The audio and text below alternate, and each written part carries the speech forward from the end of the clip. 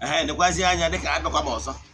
Ọ bụrụ na ị nezie anya na Ghanaian religion ụka ọdịnala, ịfụ na ọtụtụ ndị mmadụ are returning back to their root in dozens. Telling you, every Sunday, the more people are coming back, awakening. I can tell you, our ancestors are actually reincarnating back. Ndị mmadụ na-anabatazi usoro ọdịnala. Ịma na ihe mere mgbe gboo na usoro nna anyị ha si wee jekwuru Chukwu Okike pụrụ ime ihe niile, na-eje n'okwu mmụọ dị iche iche. Ụmụ nwaanyị na ụmụaka aghọtara ihe a na-eme, mana Ghanaian religion nke ọ bụ ndị nna nna anyị ha hibere dịka mmadụ akụ a na-ebia name them mbụọ na ojike ha, Emaya Ọkpara ha, Dr. Nnamdi Azikiwe ha bịakọtara ọnụ na 1948 wee hibe African Traditional Religion. O nwere ike ọwụ na ụlọ amara. Yes, ha gbanwere ọtụtụ ihe ka o wee nwee ike wee karịa ụmụ nwaanyị na ụmụaka. Inezie ya na headquarter Ghanaian religion Aba, efu ma ụmụ nwaanyị ma ụmụaka ma ụmụ nwoke ndị niile na-abịa esonye na-abata ụbọchị ụka ọbụla dị na-echighata back to African Traditional Religion. Yes, ebe a na-akpọ Chukwu Okike nke pụrụ ime ihe niile na-esighị n'aka Jizọs ndị ụka ọbịa na-akpọ. Inezie ya na vidiyo efu ka ọtụtụ ndị mmadụ si erite ọnụ in mass. Ya gazie.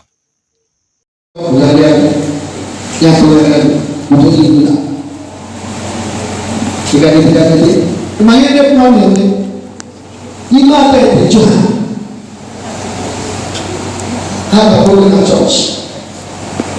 How do you have a holy church? I'm going to see the Ghana church here, brother, very by master or by mistress. They catch you.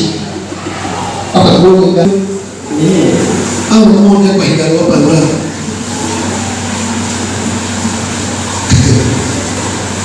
What is saying? But you don't know the sin. Look at it. Your mouth checking the group. Look at the body.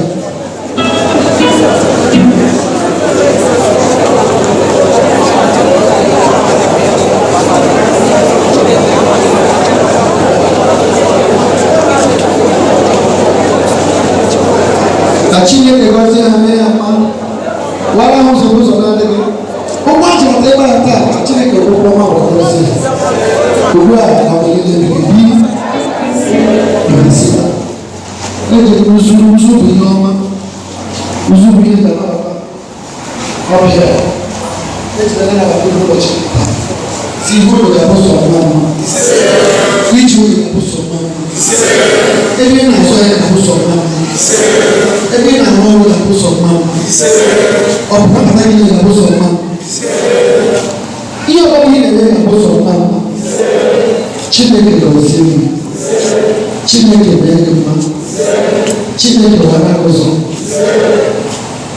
Chineke go lo ko di we. Iyo ba mi na cho Chineke be sini.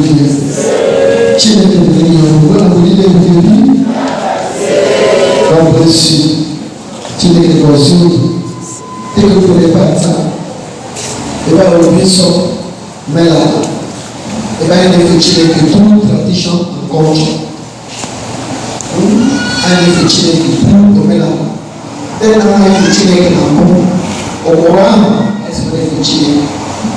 Nage adege fetish, adege job, obo is better not la teaching.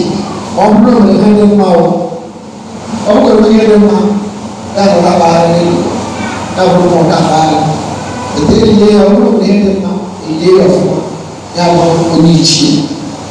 So we recognize the ancestors biko mere bata ya na uche ya ka Chineke gozie obodo gwa na mmiri ebibi. So ebe a sara mmiri na n'oge